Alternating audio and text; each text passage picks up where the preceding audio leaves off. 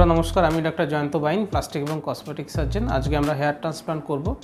আমাদের সামনে যে ভাই বসে রয়েছেন ওনার গ্রেড 6 কাছাকাছি ব্যালেন্স রয়েছে, সেই সঙ্গে ওনার ফ্রন্টাল যে হেয়ার লাইনটা যেটা আমরা রিকনস্ট্রাকশন করি সেখানে কিছুটা চুল ওনার রয়েছে। বাকি এরিয়াটাতে চুলের ডেন্সিটি অনেকটা কমে গেছে, কিন্তু ফ্রন্টাল হেয়ার লাইনের যেটা ফ্রন্টাল উইং এরিয়া বলি সেখানকার চুল রয়েছে। এটা একটু অন্য ধরনের হেয়ার লসটা ওনার হয়েছে। তো এটাও definitely male pattern baldness. Male pattern ব্যালনেসে বিভিন্ন স্টাইলের হেয়ার লস হয়। কারো ফ্রন্টাল টাফ এরিয়াতে চুল থেকে যায়, কোনো পেশেন্ট আসেন যেমন এই ভাইয়ের মতো এসছেন যাদের ফ্রন্টাল এই উইং এরিয়াতে চুল থাকে, পেছনে চুল থাকে না, কারো শুধুমাত্র ক্রাউন এরিয়াতে পড়ে যায়। তো অলস আর মেল প্যাটার্ন ব্যালনেস। তো আমরা ওনার ক্ষেত্রে হেয়ার ট্রান্সপ্লান্ট করব। তো আমরা এই ভাইয়ের সঙ্গে হেয়ার ট্রান্সপ্লান্ট করার আগে কিছু কথা নিয়ে আলোচনা করব। যেহেতু আমাদের এই ভাই অনেক দূর থেকে এসছেন এবং সরাসরি এসছেন, আগে কোনো কনসালটেশন করেননি, তো যে কোনো সার্জারি করার আগে অবশ্যই পেশেন্টদের সঙ্গে ডিটেলসে সেই প্রসিডিয়ার্সটা কেন আমরা করছি, সেই প্রসিডিয়ার্সের অল্টারনেটিভ কী আছে, সেই প্রসিডিয়ার্সটা কোন কোন টেকনিকে করা যায়, কোন টেকনিকে আমরা করব, কেন ওনার জন্য সেই টেকনিকটা অ্যাপ্লিকেবল হবে, এই জিনিসগুলো যে কোনো সার্জারির ক্ষেত্রে জানা খুব দরকার। কারণ বিভিন্নভাবে যত মত তত পথ আমরা জানি, তেমনি বিভিন্নভাবে একই কাজ বিভিন্নভাবে করা যায়। একই ভাত দিয়ে আমরা সেদ্ধ ভাত খেতে পারি, তরকারি খেতে পারি, বিরিয়ানি রান্না হয়। সুতরাং বিভিন্ন ওয়েতে একটা জিনিসকে ভাবা যেতে পারে। তো আমরা এই ভাইয়ের কিন্তু হেয়ার যেগুলো মাথার এই এরিয়াটায় খালি হয়ে গেছে, একদম চকচকে টাক হয়নি, কিছু চুল রয়েছে। তো সেই বিষয়ে আমরা কথা বলছি। সেটা হচ্ছে আমাদের মাথাতে যে চুল থাকে সেটা পার স্কোয়ার সেন্টিমিটারে 50 থেকে 80টা থাকে। এই 50 থেকে 80টা চুল যখন কমে 30-এর নিচে নেমে আসে, তখন আমরা চুলের মাঝখান দিয়ে আমরা চামড়াটাকে দেখতে পাই। তখন আমাদের মনে হয় যে চামড়াটা বা মাথার চুলটা পাতলা হয়ে গেছে। এবারে 30 থেকে কমে 20, 20 থেকে কমে 10, 10 থেকে কমে যখন 0 হয়ে যায় তখন একদম চকচকে টাক লাগে।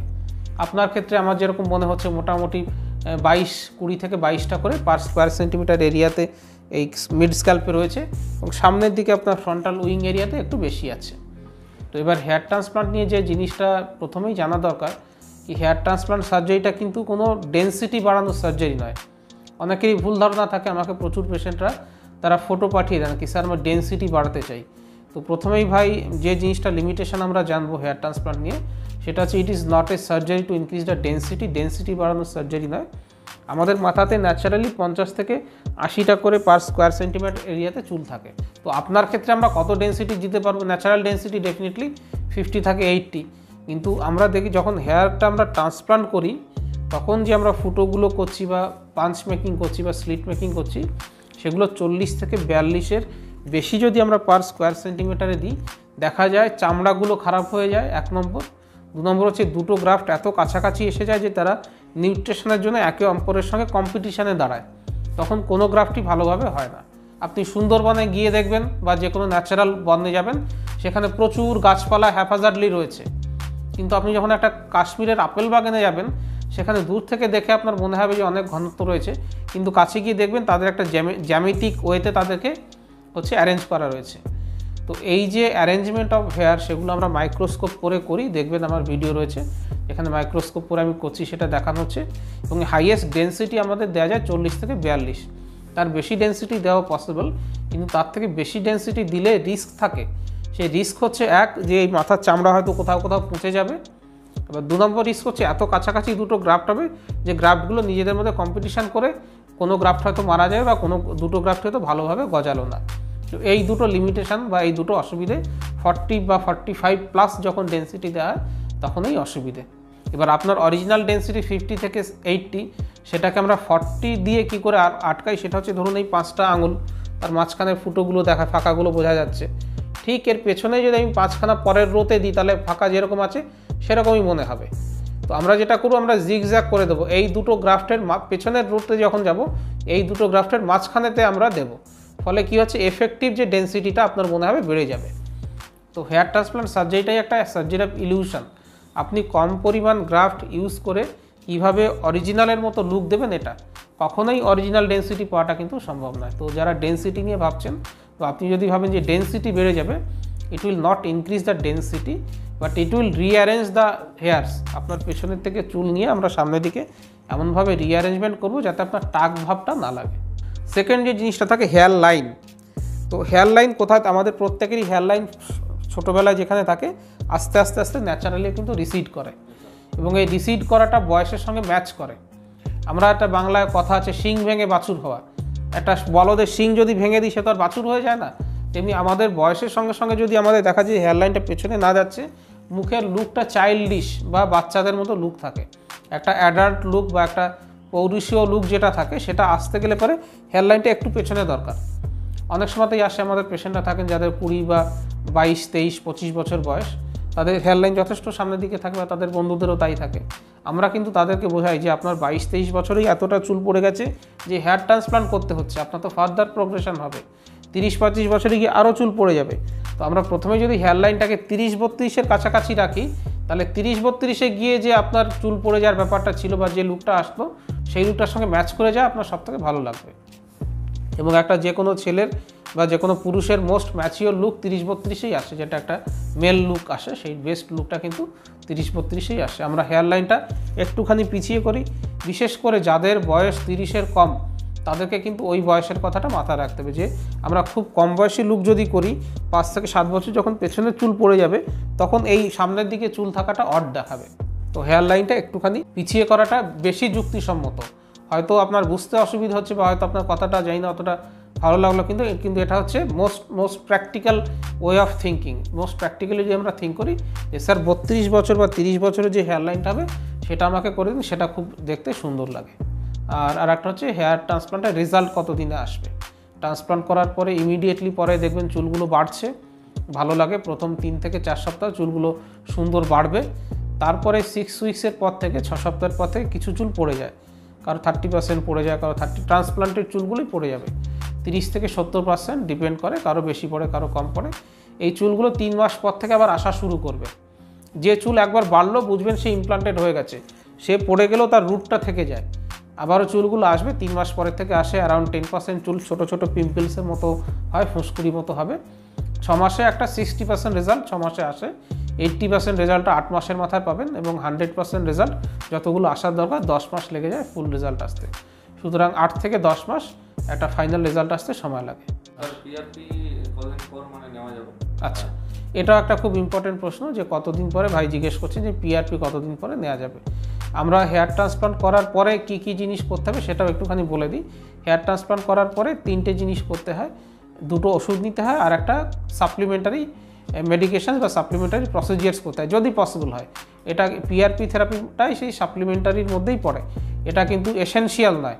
2 থেকে 4 বছর আগেও কিন্তু আমরা পিআরপি দিতাম না, তাদেরও খুব সুন্দর রেজাল্টই এসেছে বা এসে থাকে, বা যা দূরে থাকেন অনেকের পক্ষে আসা সম্ভব হয় না। পিআরপিটা একটা সাপ্লিমেন্টারি থেরাপি, যেটা ইম্পর্টেন্ট থেরাপি হচ্ছে মিনক্সিডিল স্প্রেটা অবশ্যই নেবেন এবং ফিনেস্টাইড ট্যাবলেটটা অবশ্যই খাবেন। নেক্সট 1.5 বছর অবধি অবশ্যই মিনক্সিডিল স্প্রে এবং ফিনেস্টাইড ট্যাবলেট নেবেন। এই দুটো ওষুধ আপনি যে চুলগুলো আমরা ট্রান্সপ্লান্ট করলাম তাদেরকেও বৃদ্ধিতে সাহায্য করবে এবং যেগুলো এক্সিস্টিং হেয়ার আছে তাদেরকেও নিউট্রিশন দেবে। আর যদি পসিবল হয় মাসে একটা করে পিআরপি 6 বার, 6টা সেশন নিলে পরে কিন্তু যথেষ্ট থাকে। ইউজুয়ালি তার থেকে বেশি দরকার পড়ে না। তারপরে যারা যদি কেউ চান আমরা বছরে 3 থেকে 4 বার, 3 মাস বা 4 মাস গ্যাপে গ্যাপে নিতে হবে।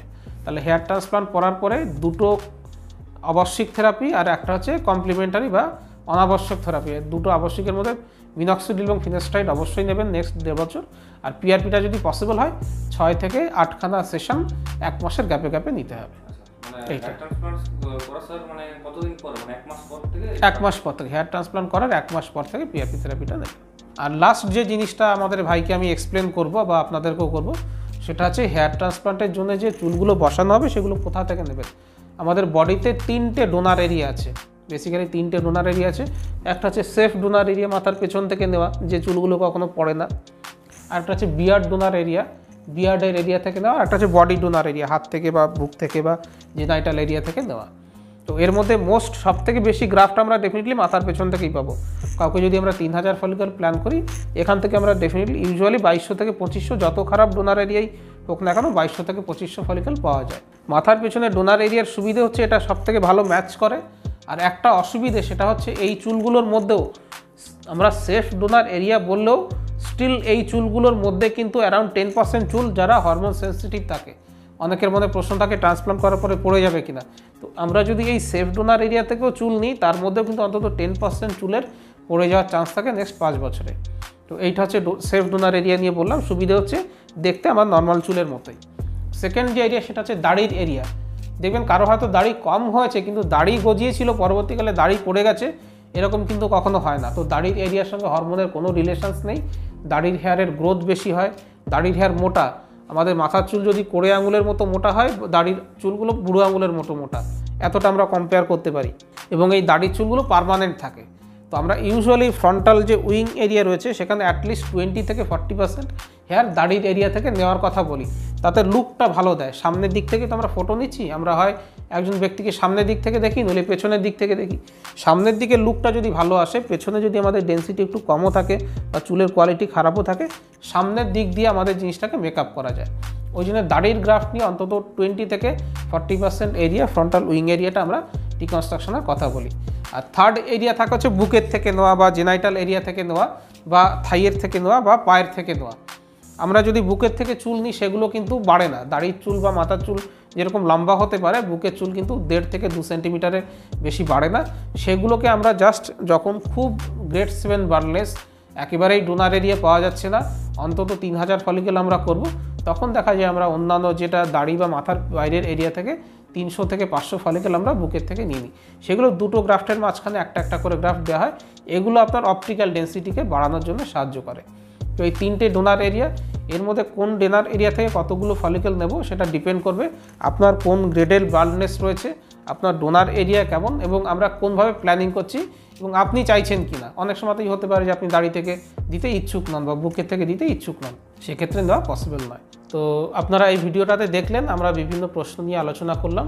আমাদের হেয়ার ট্রান্সপ্লান্ট নিয়ে বিভিন্ন সার্জিক্যাল ভিডিও, রেজাল্টের ভিডিও, পেশেন্টের এক্সপিরিয়েন্স ভিডিও এগুলো দেওয়া রয়েছে, সেই ভিডিওগুলো অবশ্যই দেখবেন, অনেক ইনফরমেশান পেয়ে যাবেন।